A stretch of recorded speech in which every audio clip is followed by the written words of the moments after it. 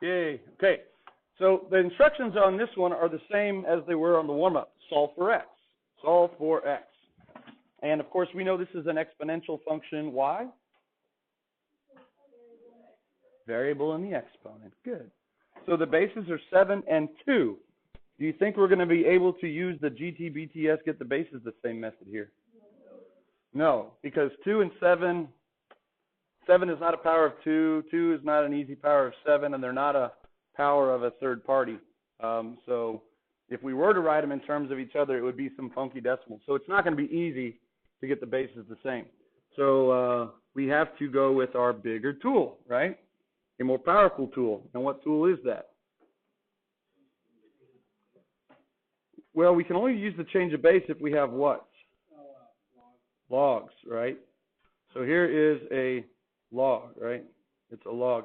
We'll say it's a log hammer, right? Because that's just the bigger tool. So we're going to hit it with a log hammer. Yeah, okay? The handle's a log, right? Yeah, and then here's the nail, right? Yeah. Yeah. It's a claw hammer. Okay, now okay, whatever. The point is when you can't get the bases the same, we're going to take the log of both sides. Now, should we take log base 7 of both sides, or log base 2 of both sides, or something more natural? Very good. Something more natural. We should take the natural log of both sides. So we're going to do this in baby steps, because if you try to leap over a chasm in 2 steps, it doesn't work very well. The natural log of 7 to the x minus 5th equals the natural log of 2 to the 3x plus 4ths. So the natural log has to go in front. So you do have to go to a separate line to do it. I like what Eli's doing there. He's putting in parentheses. Great. That's awesome. They're not needed, but hey, it's better to have them and not need them than to need them and not have them, right? Okay, so by doing that, what can we do now with the exponents based on property 3 of the logs? Yeah, they can go to the front, right? Now, here's where you got to be careful because they are 2 terms. So if you slide the x minus 5 to the front on the next line and you write it as x minus 5 times the natural log of 7, is that correct? It has to be in parentheses. Very good. All right, so that's x minus 5 times bless you, where bless you is the natural log of 7. It's just some number. And then similarly over here, we have the quantity 3x plus 4 out in front of the natural log of 2. All right, so that effectively got the x's on the ground floor. Okay, so now we're kind of back in Algebra 1, except instead of having like x minus 5 times 7 and 3x plus 4 times 2, we have natural log of 7 and natural log of 2. But natural log of 7 and natural log of 2 are just what? They're just numbers. So if this was Algebra 1, you would have to expand it all out, get your x's on one side and numbers on the other, and then solve for x. So that's what we're going to do. We're going to distribute the natural log of 7 into both sides, both parts. Now, when I do this, some people said, I thought you're not allowed to distribute a log inside of its argument.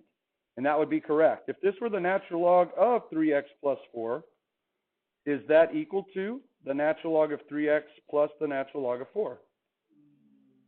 No, okay, because that's the natural log of 3x plus 4. But if I had the natural log of 3, the number, times 3x plus 4, now can I distribute that number inside? Yes, that works. So that's what we're doing here. So that's going to be, I'm going to write that as x natural log of 7. It's easier to put the x in the front. Because if you don't, it's going to look like this, natural log of 7x, and then you would need to have parentheses around one of them. Okay, so whatever you decide to do, just make sure it's not the natural log of the quantity 7x minus 5 natural log of 7.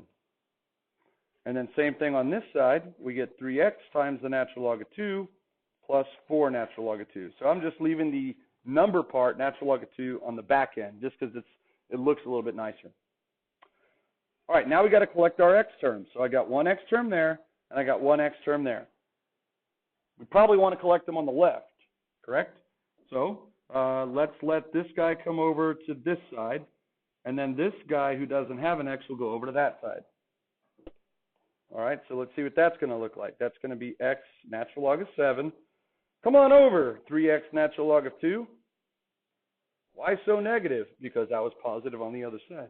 Oh, okay. And then we got 4 natural log of 2, and then plus 5 natural log of 7. Ooh, that worked out well for 5 natural log of 7. He's positive now. Okay, so in Algebra 1, this would be like 7x minus 3x. But it's not. So we can't combine them even though they're variable terms because they have unlike coefficients. So how can I get one representative x out of there? We've done algebra like this before. X is a common what in both terms? Common factor. So to get one x, so we can solve for x, the next step, once you collect them, is you're going to have to factor it out. So that's the natural log of 7 minus 3 natural log of 2. All I did is I removed the x from both terms, pulled it out front. Question?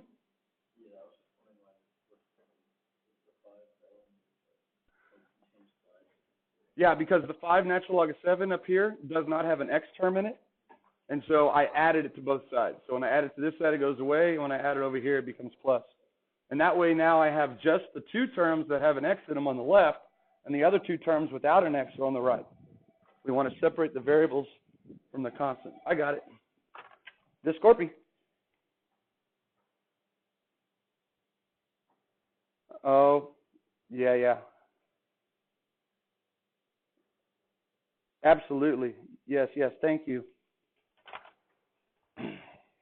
Okay, and then on the right side, we're just going to leave it alone because there's really nothing to factor out. It's just a number.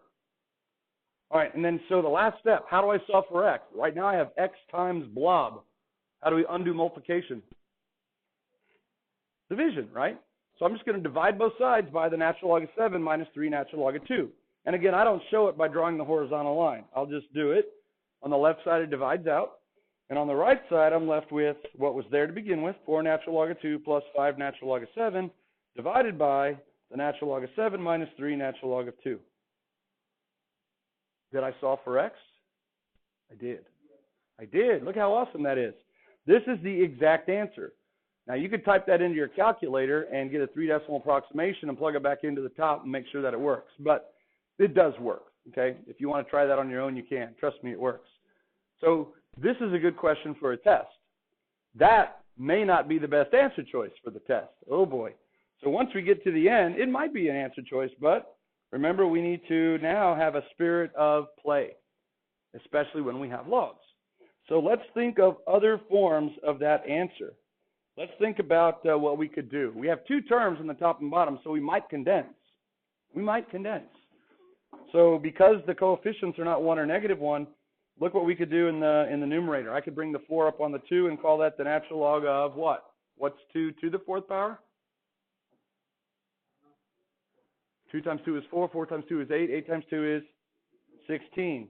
Now, if I brought the 5 up on the 7, that'd be 7 to the 5th power. Right? That's too large. So I would not do that. The whole point of logs is to make numbers smaller, not bigger. So I would probably leave that one.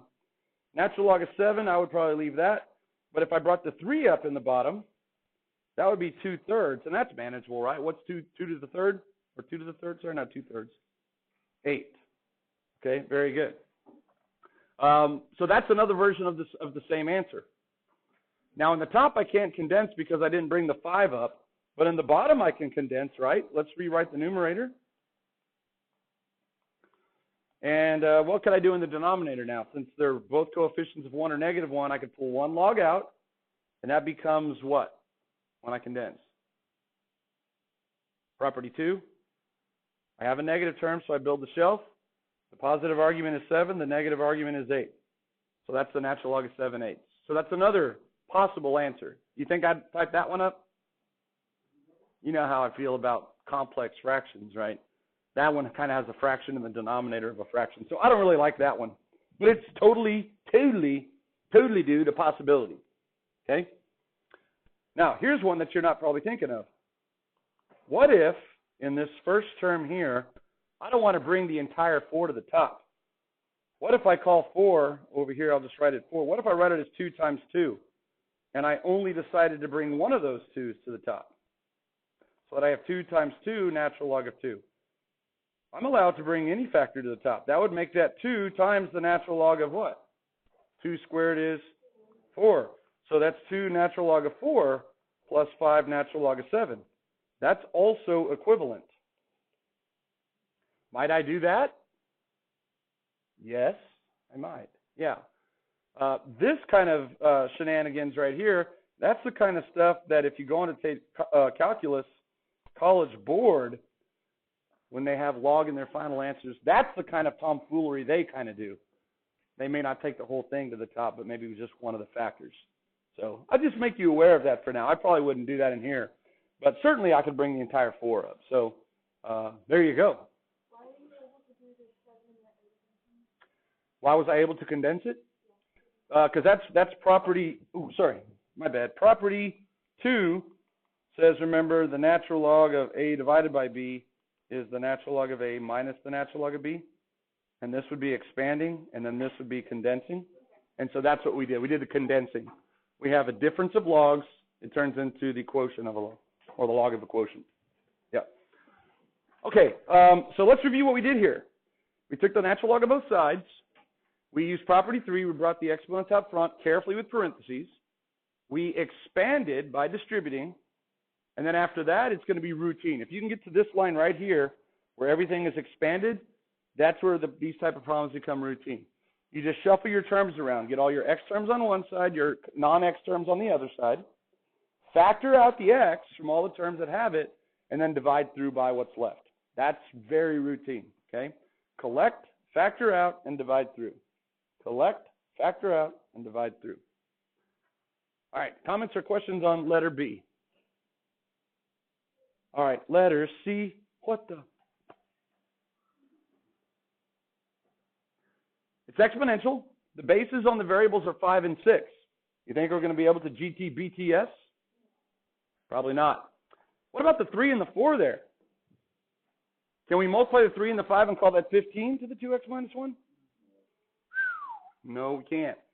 We can only multiply, that's a 1, right? We can only multiply if the bases are the what? Same. And then we add the exponents. Well, can we write 3 in terms of 5? 3. Okay, 5 is 3 to the what power? 1 point something. Yeah, it's not easy. Can we write 4 in terms of 6? No, not at all. 6 is not even a power of 2, so we can't even put them in terms of 2.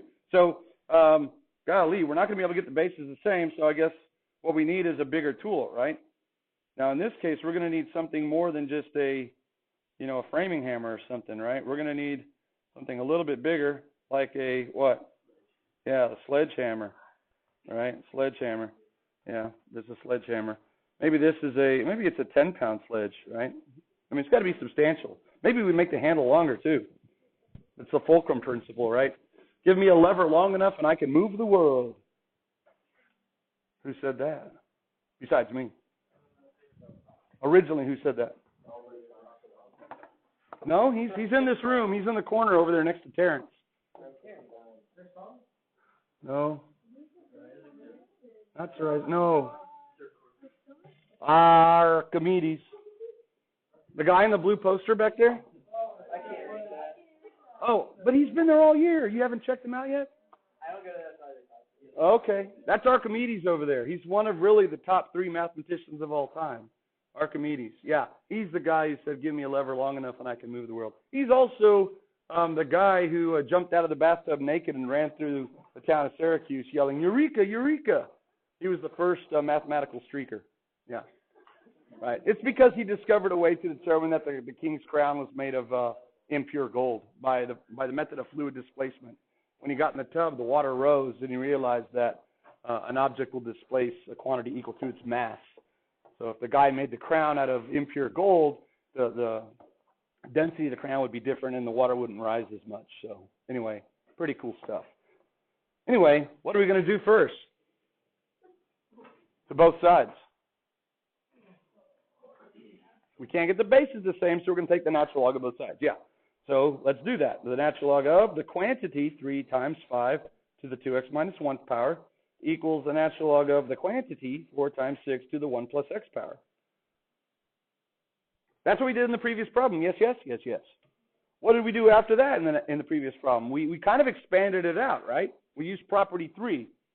But we know how to expand things using all properties. And we even practiced doing it in how many fell swoops? 1, right? So remember, when you expand it out, every factor gets to the log. Every factor gets a log, and the exponents go out front. So on the left side, I have 2 factors, right? I got a 3 and a 5. So that becomes the natural log of 3 plus, leave a little space, the natural log of 5. And then where does the 2x minus 1 go? Out in front of that term only. So that's just like we did on the previous problem. The only difference is because there was another factor of 3, we have 1 extra term plus the natural log of 3. Okay? And then on the right side, as you can imagine, very, very similarly, that's going to be the natural log of 4 plus, leave a little space, the natural log of 6 to the 1 plus x, but the 1 plus x can slide out front in parentheses. All right, so we expanded it out. Now, remember I said if you can get to this step here, it's going to be routine. So how do we get to that step? What did we do up here? We simply distributed. So after you expand it with logs, you're going to expand it using multiplication, which is essentially just distribute. And again, we can distribute from the left side. That's fine. So that's the natural log of 3 plus 2x, natural log of 5, minus the natural log of 5. We got the natural log of 4 hanging out, and then now we distribute and we get plus the natural log of 6 plus x natural log of 6. So the same thing we did again in the previous problem. We just have a few extra terms. And now we're on that line where it should be routine. We get all of our x terms on one side and get all of our non-x terms on the other. So let's underline our x terms. We only have 2 of them. What side do you want to get them on? I don't care. The left, okay? So the 2x natural log of 5 is going to stay there. And then coming over to join them now is x natural log of 6, who becomes what type of sign, Daro? Negative. Good. Minus x natural log of 6. Okay, equals. Now this is where you just have to be a good person with inventory. The natural log of 4 plus the natural log of 6, they're already on the right side.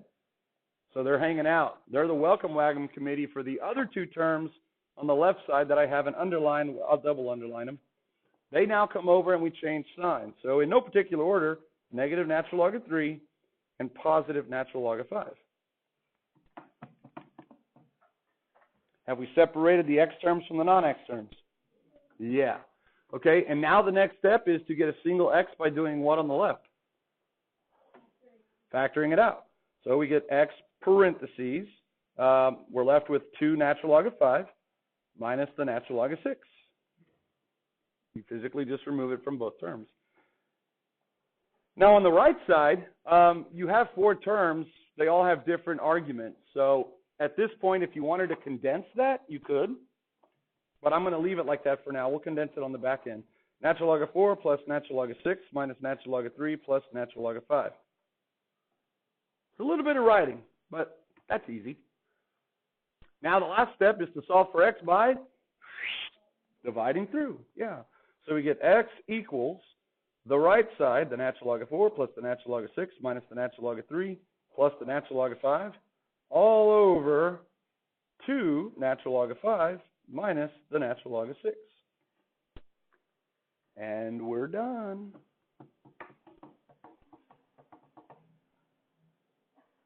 Is there anything we can do from here to play with our answer?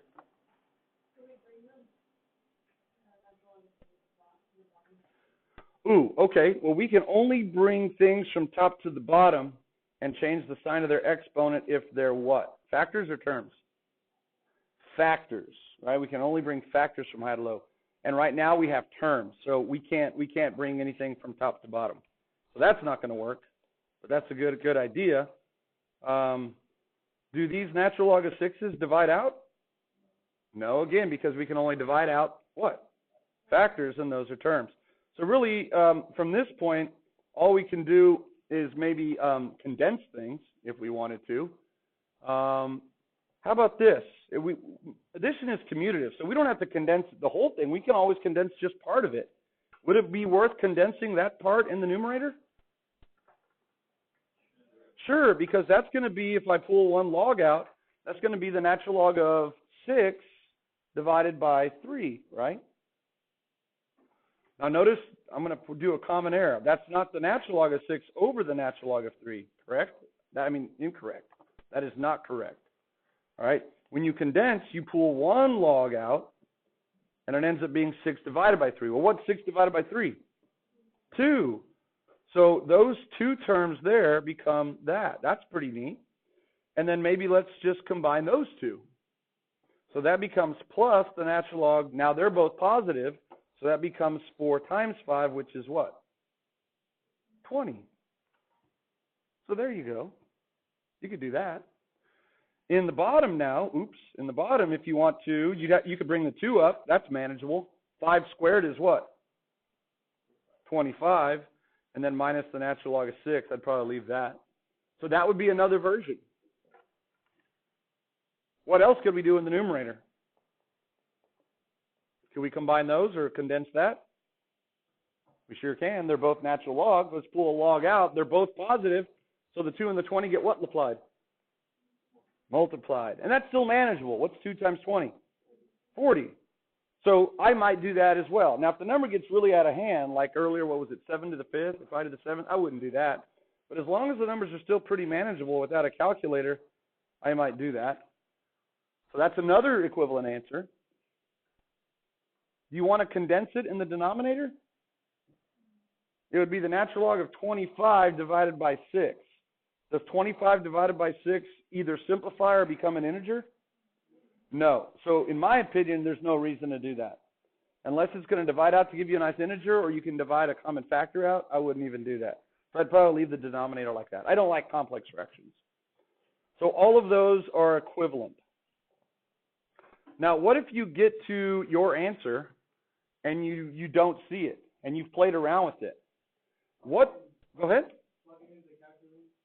Yeah, you will have your calculator on the test. So that's a good test taking strategy. You can put this into your calculator, and you'll get your decimal, right? Right, and then you go through and you type in all the answer choices, and then the one that matches up with decimals is the right one. That's a great test taking strategy, and you will have your calculator on Thursday. So great, thank you for bringing that up, George. That's good. The other thing I was going to mention is, what if you had chosen to get your x's on the right-hand side instead of the left-hand side? How would that affect your final answer? All of your signs would be the opposite, believe it or not. So you would end up with a negative natural log of 40, and in the bottom, when you change both of those signs, it's the positive natural log of 6 now, and the negative natural log of 25. And I would probably write it like that. I don't, because I didn't finish, and I'm thinking about green bean casserole. I don't know. I just stopped. Yeah. Good. Thank you for catching that. So if you ever find that you have the right numbers, but all the signs are the opposite in the top and bottom, just multiply by -1 over -1. And that would be equivalent to collecting your variables and numbers on the opposite side. So that's not time to panic. That's time just to do something else. No. It means you did it a different way. Yeah, and that's fine. That's fine. Now, between these two, I would probably prefer the top one, just because if you notice of the 3 terms, in the top one, 2 of them are positive and only 1 of them is negative. Whereas in the bottom of the 3 terms, 2 of them are negative and 1 of them is positive. And right, we're all products and students of Rachel's challenge, so we try to maximize the what?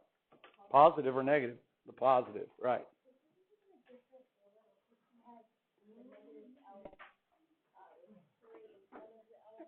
That's perfectly fine. These terms up here, they could be, if I didn't condense them, as long as the sign is the same, as long as it's negative natural log of 3, those terms can be rearranged in any order. Yeah. Same thing in the bottom. You can have it negative natural log of 6 plus 2 natural log of 5. Because addition is commutative, multiplication is commutative, so order doesn't matter. All right. I think we're going to stop there today because we're running out of time. We only did 2 examples, but boy, what an example they were. So I would go to your worksheet and practice this type here. We're probably going to quiz on Wednesday, and we're going to quiz over, guess what type of problem? That type of problem right there. The algebra involved with this is very similar to what we do in calculus when we do implicit differentiation. The whole idea of expanding, collecting, factoring out, and dividing through. So very, very, very worthy of your attack right there. All right, so remember, you're working on the Christmas, Hanukkah, Kwanzaa story in the background and the option of making a wonderful ornament for this pathetic pink tree. All right.